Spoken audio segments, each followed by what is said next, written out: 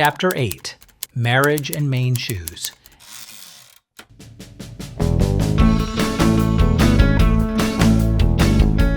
I officially proposed to Diana one night in November as we sat in my car, the red Opal, which I had shipped home, at the head of Conant Avenue in Auburn, Maine. My folks had moved from their home in Lewiston to this address while I was on military duty overseas. It was a beautiful evening with a full moon, and I presented Diana with a diamond ring that my dad and I had selected in New York.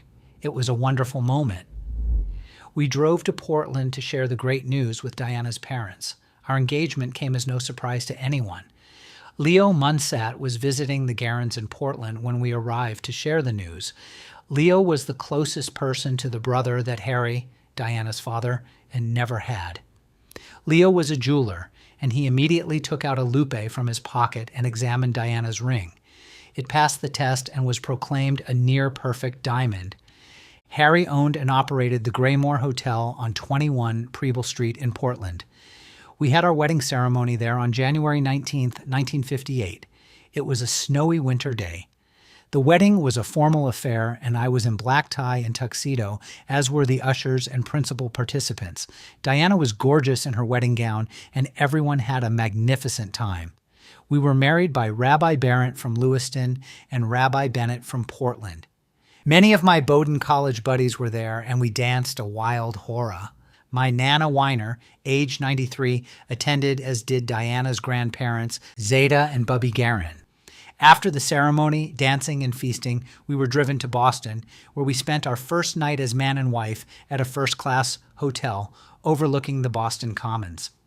The following morning, we boarded a plane for St. Thomas in the Virgin Islands. We had a fantastic time in the Virgin Islands. We drank rum and got silly. We danced the limbo to the beat of steel drums far into the night.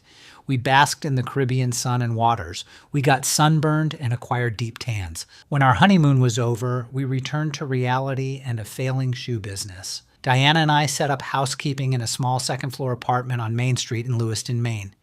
I was employed by my dad's Maine Shoe Company and was earning $100 a week. The business was in disarray and was failing.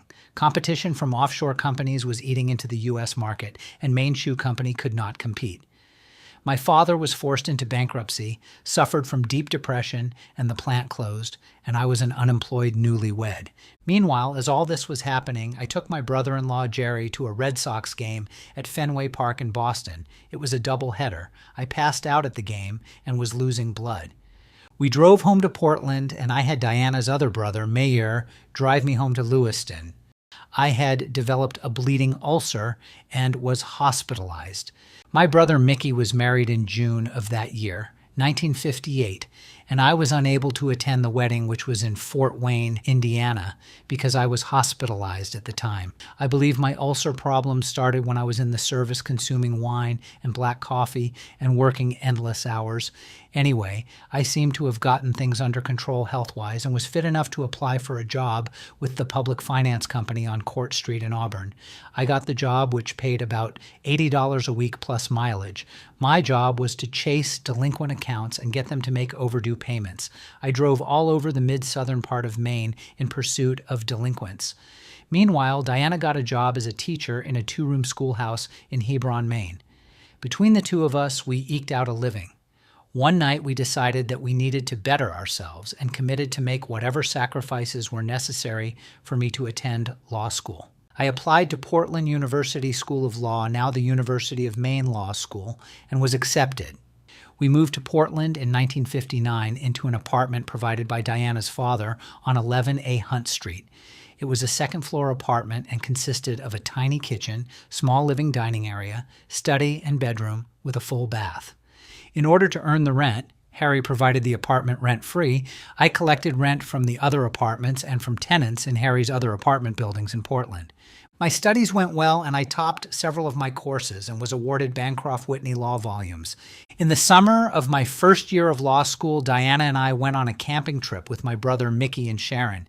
We rented a pop-up trailer camper, which we towed behind my car. We drove north into the wilds of Maine. North of Moosehead Lake, we found a serene campsite on the shores of Seboomook Lake. We swam in the lake and fished near Seboomook Falls. We were in the wilderness of Maine and needed ice to keep our food and milk fresh. Mick and Sharon left to drive to Greenville to buy ice one morning. They were gone for several hours. My first son, Jimmy, was conceived in their absence. We threw darts at a dartboard that we brought with us to determine who would clean up after meals. It was great fun and cemented our lifelong relations with each other.